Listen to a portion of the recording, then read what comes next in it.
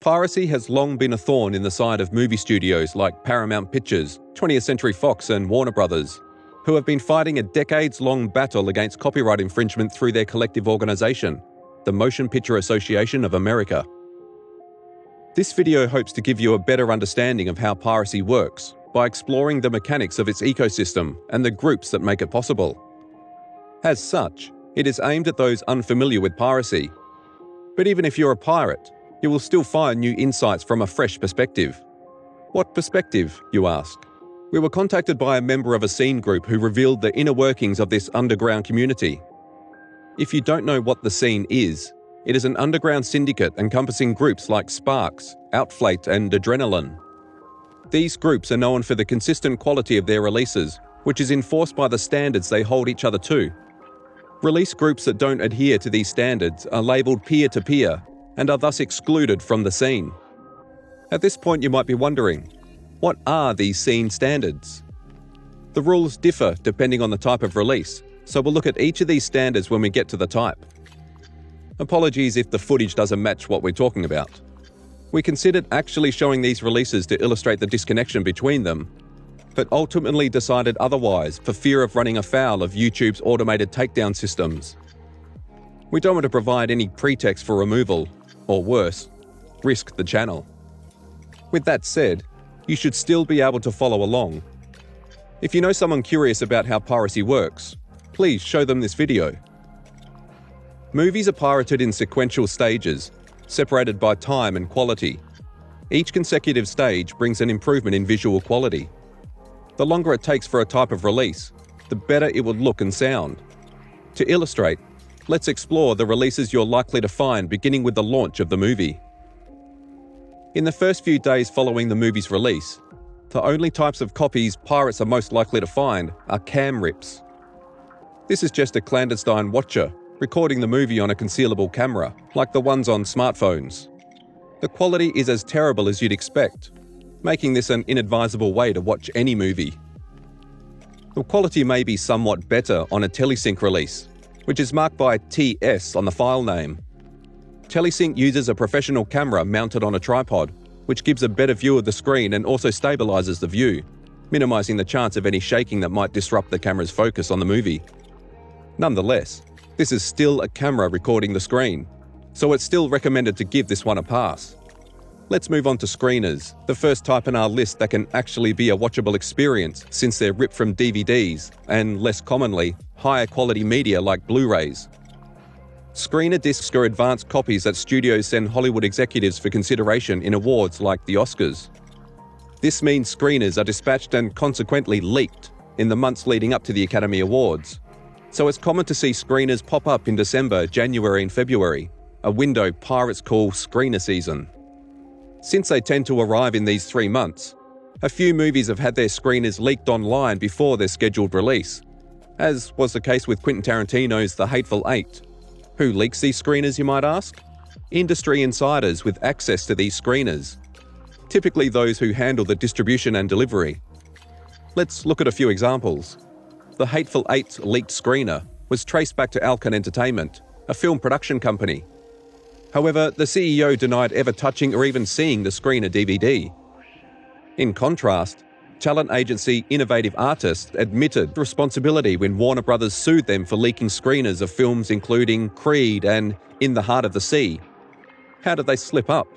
Warner Brothers alleged Innovative Artists started uploading and distributing their movies on Google Drive without permission from Warner Brothers. Furthermore, they alleged Innovative Artists granted access to all files within the platform to an individual at another company, knowing that the other individual intended to distribute copies of the movies in the file to others.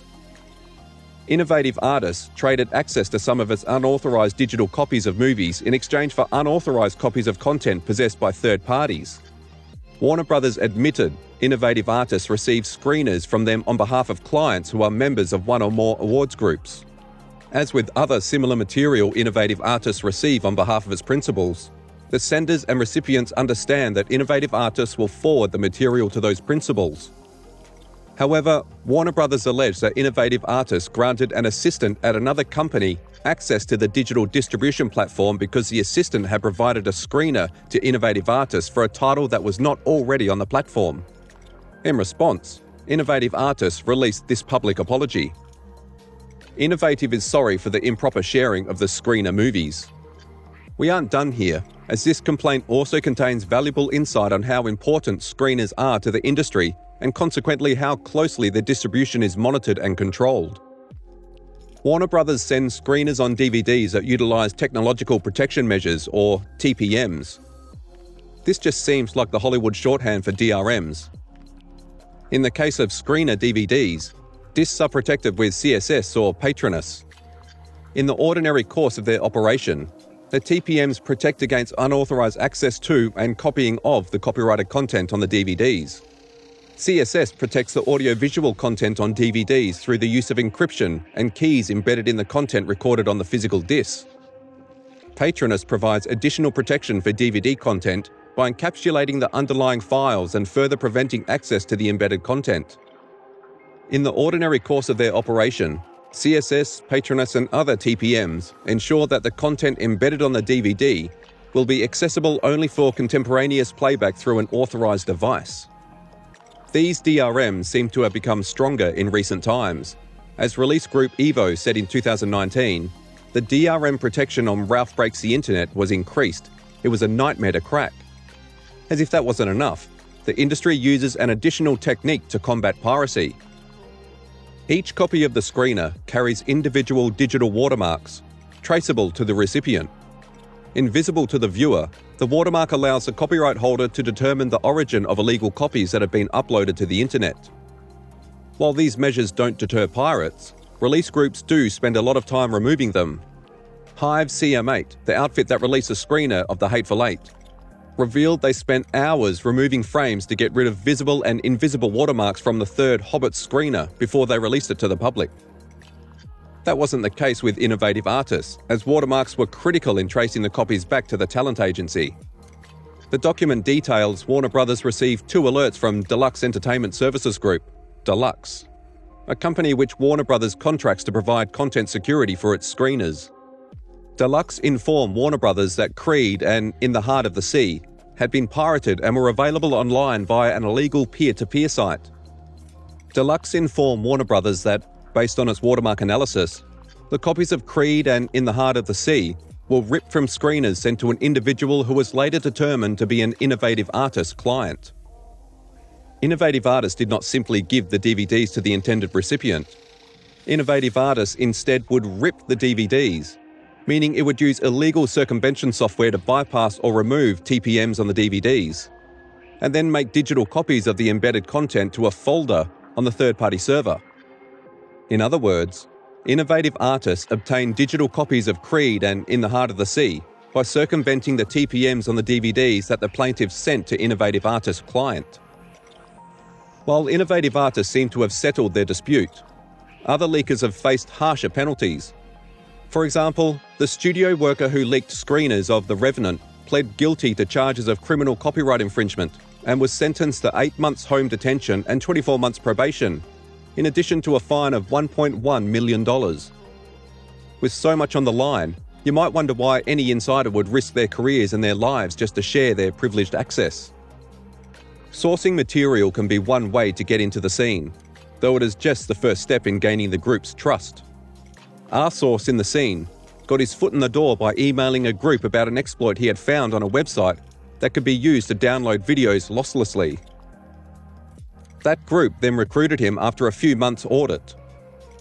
This audit entailed providing new content on a regular basis, a lot of general discussion and attempts by them to dox the source to see if he is secure or not. If a group manages to dox a recruit, they won't release the dox, but they will cut all contact and pass a warning to other groups. This way, they decrease the chance that the scene becomes less secure if another group introduces an insecure member. Once he has been accepted in one group, joining others becomes easier. Once you're known in the scene, you can find other groups from the FTP site's internal IRC chat rooms. You can then message members from the groups directly on IRC. Some more popular groups decide not to use IRC at all for security reasons. but most groups idle there. You might ask why anyone would want to risk joining a syndicate regularly targeted by law enforcement. Besides morbid curiosity, there can be a financial motive. Our source speculated groups pay top dollar for exploits and methods to break DRM, from movies to games. There are also, for example, foreign individuals paying a lot of money to groups to get access to movies that they can sell in the streets before official release in third world countries for profit. Let's move on to the type of release you're likely to see next. Web and web rip, the labels signifying these were sourced from streaming services like Netflix and Amazon. At 720p, 1080p and occasionally even 4K, these web formats offer far higher resolutions than the DVD's 480p and 576p. To learn what differentiates web from web rip, let's look at the scene rules. Untouched video streams without X264 headers must be tagged as Web H264. Untouched video streams with X264 headers present in the H264 stream must be tagged as Web X264. Untouched releases must be considered as anything that has been losslessly downloaded by official, offered, or unofficial backdoor methods. Sometimes this content is protected with DRM, and in those cases, an exploit or tool is built to bypass this protection and download the content directly. The Netflix playback streams are encrypted using a DRM called Widevine or PlayReady. Scene groups have a private tool that gets around this encryption and allows the capturing of the raw feed, without re-encoding it. The scene rules require this.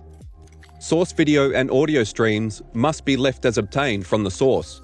Transcoding of audio or video streams is not allowed. In situations where a target resolution is not offered by any lossless source, or the resolution offered by any source does not meet the minimum resolution requirements, transcoding from the highest resolution and bitrate offered is allowed. However, if at least one source can provide the correct resolution, transcoding is not allowed. For example, if 1080p and 720p can be retrieved from multiple sources, but standard definition cannot be retrieved from any source, transcoding the 1080p to standard definition is allowed. Releases must use the highest available bitrate offered by the source for that resolution. For example, releasing a 720p at a 4000 kilobit bitrate when a 720p at 8000 kilobit bitrate is offered is not allowed. Transcoded releases must be tagged as WebRip X264. Transcoded releases should be considered as anything that has been captured or encoded by a group to a lesser format or lossy quality. Upscaling video streams is not allowed. For example, 2160p from a 1080p stream is not allowed. Streams must be captured at the highest available resolution and bitrate offered. 1080p and 2160p streams are considered of equal value when capturing, and encodes such as standard definition 720p and 1080p produced from 1080p or 2160p captures are considered identical. It is encouraged and recommended to capture from a 2160p stream where possible and resize so as to produce a higher quality encode. The scene also has rules for subtitles, recommending them in some cases but requiring them in others. Subtitles for English spoken titles without foreign dialogue are optional, but encouraged. English spoken titles with foreign dialogue must include a separate subtitle track for forced subtitles. Foreign dialogue subtitle tracks must be set as forced, and it is considered a technical flaw if not done correctly. Group watermarks in subtitles are not allowed. Groups must not burn subtitles into the video stream. Subtitles must be muxed into the final MKV in text-based format, subrip, SRT, or substation alpha, SSA or ASS. English spoken titles with foreign overlays, for example locations and on-screen text shown in another language, are not allowed. Use internal. Non-English spoken titles with hard-coded English subtitles must be tagged as subbed. You might wonder why groups bother with the scene considering it has so many rules. Groups consider the scene a private exclusive club, meaning many releases are made by the scene, for the scene, not for pirates. Consequently, and perhaps ironically, the scene detests the leak of their releases to the public, much like Hollywood. To understand how the public gets access to pirated material, let's first look at the structure of the scene. Groups are affiliated with file transfer protocol servers called top sites. This involves the FTP site giving the group a pre-directory where they can upload and pre-releases. Most groups have multiple affiliates and FTP sites where they upload all of their content and pre at the same time. If you don't know what pre means, it is the announcement of a new release being available. More on that when we explore scene procedures. Groups often seek as many affiliations as they can to get access to the FTP site's content. As our source put it, sometimes you might hit a jackpot and find an FTP site with a 200 terabyte archive. Some sites only have a few sections like MP3 and FLAC. That's it. But some are more varied like 0 Day, X264, ebooks, etc. However, the privilege of downloading must be earned by uploading content that abides by scene rules. Uploading a certain amount of data gives the sharer thrice the data in credits. For instance, the sharer can download 300 megabytes for every 100 megabytes uploaded. This is similar to the system used by private trackers, which requires members to keep seeding to maintain their ratio if they want to retain the right to download. If the content uploaded to a scene site is nuked, meaning it is flagged for being inappropriate, the uploader loses credits. This begs the question, what might cause a release to be nuked? This depends on whether the nuke is global or local. Local nukes are done at a single site, which doesn't affect the release anywhere else. For example, if a site only wants DVD-R releases, and someone trades in a WebDL movie, the release will get locally nuked, and the people who traded the content in get punished for it by subtracting their credits with a multiplier. Global nukes are issued by nuke nets if the release violates scene standards. For example, if it contains technical flaws which the scene has specified. Any sort of visual glitch present in the video stream is considered a technical flaw. Visual glitches are defined as, but not limited to, visual compression artifacts, signal stream issues, missing frames, DRM, sync issues, interlace, lack of IVTC, bad AR, missing footage, missing dialogue, unrelated footage or commercials, under or overcrop, dupe or dropped frames. While all flawed releases are eventually nuked, not all global nukes are issued for technical flaws. Releases are also nuked if they are duplicates of content already uploaded by another group. Speaking of duplicates, the scene has rules that dictate what makes or doesn't make a duplicate, or dupe for short. Same-second releases, with a maximum acceptable variance of plus or minus 2 seconds between timestamps reported by a majority of pre-bots, are not considered dupes and should not be nuked. WebRip X264 dupes Web H264 X264, meaning WebRip is a duplicate and should be nuked. Web H264 X264 does not dupe WebRip X264, meaning Web shouldn't be nuked. Releases with hard-coded subtitles, i.e. subbed, dupes releases with muxed-in subtitles. Releases with muxed-in subtitles do not dupe releases with hard-coded subtitles. Dupes are the reason scene groups compete to have their releases be the first, as they wouldn't want the releases they work so hard on be wasted by a nuke. However, if they are too slow and have been beaten to the punch by another group, they can still release their file, but only if they mark it as internal. As you might have guessed, the scene has rules for internals as well. Internals are allowed to be released for any reason, including, but not limited to, releases containing technical flaws, use of alternate codecs, containers, or settings for experimental purposes. Any severe technical flaws must be mentioned in the NFO. Internal releases may only be nuked for technical flaws that are not mentioned in the NFO. In situations where technical flaws are not mentioned in the NFO, groups may provide an NFO fix to avoid or reverse a nuke.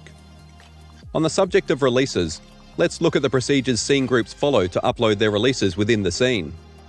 Once the group has finalized the release, they upload to their private directory on the FTP site where they have a pre-directory for the group, and execute an FTP command to pre the release, usually along the lines of site pre-release name 2019 group name category. Category being, for example, X264, MP3, ebook, etc. Once that command is executed, the FTP server will move the release to the public listing and announce the new release in the IRC channel as mentioned before. When a new release by a group has been detected, it will be traded, copied to other FTP sites by racers who gain credits for doing so. With this system and tools designed to automate trading and copying content across the scene automatically, everything propagates in mere seconds. At some point, one of the couriers trades the content to a public site instead of a private FTP, which is how releases are leaked to pirates. Why would a racer do this, you might ask? Money is the obvious answer. Some races are corrupt and trade releases to compromised FTP sites. These FTP sites sell leech slots, FTP access, to people, or work with peer-to-peer sources like trackers to leak content. There is another way scene releases are leaked. Unscrupulous sceners sell 0-second access to private trackers. As the term implies, 0-second gives the holders access to FTP servers where the releases are originally uploaded, letting them download the content immediately after it's been preed. Our source speculated those private trackers pay a lot of money for that access. There is another way for people with scene access to make money: running Warez sites. Their scene access lets them download releases once they're available, then upload them to file-sharing sites, then publish the links on that site. When pirates visit the site to get the download links, their traffic generates ad revenue for the site administrator. None of these activities are accepted in the scene. As mentioned earlier, the scene envision themselves as an exclusive club. The content they release is intended to stay within the scene and is not meant to be accessed by regular pirates. This is why they detest peer-to-peer groups to the point of purging any scener they suspect of being affiliated to a peer-to-peer network. More on that later. The scene also despises leaks, as they tend to attract unwanted attention from law enforcement, something they cannot risk after the numerous raids that have shuttered so many groups. Consequently, and perhaps ironically, the scene makes a concerted effort to crack down on leaks in a manner strikingly similar to Hollywood's crackdown on its insiders who leak screeners. In an arrangement reminiscent of Warner Brothers contracting Deluxe to trace screeners using watermarks, the scene has a group dedicated to exposing couriers who leak releases to the public. Scene cleaners. Once the scene cleaners identify a leaker, they name the courier along with proof of their duplicity in an NFO to warn FTP site operators. The leakers are subsequently deleted from all of the scene sites, meaning they lose all access they had to affiliate servers and are essentially purged from the scene. Scene cleaners don't just expose leakers, they also warn groups of unsafe servers. To quote them directly, "If you want to stay on some colo rented crap, good luck, but sooner or later the site will get busted by the pigs." And from the sounds of it, the ops are dumb. The box is not even encrypted properly. What motivates them? Here at Scene Clean, we aim to keep the scene exactly that. Clean. Purge these insecure noobs and keep yourself safe. They are so focused on keeping the scene clean that they don't release any content of their own. That being said, it is possible that their members are also part of the groups that do release content, as our source revealed it is common for sceners to be members of multiple groups, if they work on content of multiple types. The movie scene in particular is divided into subsections, namely DVD, web and Blu-ray. Most scene groups are dedicated to one subsection, web for example, and do not compete with releases in others like Blu-ray. And that brings us to the last and also best type of release, Blu-rays. The quality of Blu-ray rips far outstrips that of all other types, because these are extracted from the final, definitive and most detailed source currently offered by film studios. Consequently, these are the last releases to be pirated, though when they are released they render all other types obsolete. Even though streaming services offer the same 1080p and 4K resolutions, Blu-rays are encoded at a significantly higher bitrate, which many would argue matters just as much for video and audio quality. On the subject of bitrates, the scene sets its own standards. Minimum average bitrate are determined by the runtime. 19,000 kilobits for less than 100 minutes, 18,000 kilobits for 100 to 120 minutes, 17,000 kilobits for over 120 minutes. If minimum average bitrate cannot be achieved, a valid explanation is required in the NFO. Animation movies may have a lower minimum bitrate, 4,000 kilobits a second less for the corresponding runtime class. Bitrate peak limit must not exceed 40 megabits. Bitrates do impose proportional requirements. The higher the bitrate, the larger the file size. This might be an issue for pirates with limited storage capacity or inadequate internet connections that are either slow or subject to bandwidth caps. Peer-to-peer groups like Rapid Movies and PSA Rips have stepped in to offer solutions. As soon as a scene releases a web or Blu-ray rip, these peer-to-peer groups convert them to a lower bitrate using high-efficiency video codec, which can cut file sizes in half compared to the contemporary X264 standard. Gamers might find this analogous to repackers like FitGirl. though repacks tend to be riskier, as CorePack and SATA have shamefully demonstrated. The scene standards for web also allow for HEVC releases. Untouched video streams must use a commercial, for example Core AVC, Main Concept, or GPL licensed, for example X264, X265, H.264, MPEG-4 AVC or H.265 HEVC codec. Until H.265, X265 support is improved in mainstream demuxers, untouched video streams which use H.265, X265 do not dupe H.264, X264 files, and vice versa. However, this provision is rarely used as most releases are made with the X264 codec. Much of what we have said applies for TV shows as well, though here there is a significantly smaller window between the legitimate broadcast and the release of web rips. This is because TV shows are available on streaming services within a couple of weeks at the latest, while movies can take months. DVDs and screeners are rare, but not unheard of. That concludes our analysis of film piracy. If you enjoyed this video, please share it. There is more content like this on the way, so please like, subscribe and press the bell button so you don't miss out. We have a second channel that serves as a backup. Please subscribe to that too, and don't forget to press the bell. While you're here, feel free to watch our analysis of game piracy, our de novo analysis playlist, or our hardware analysis of CPUs and GPUs.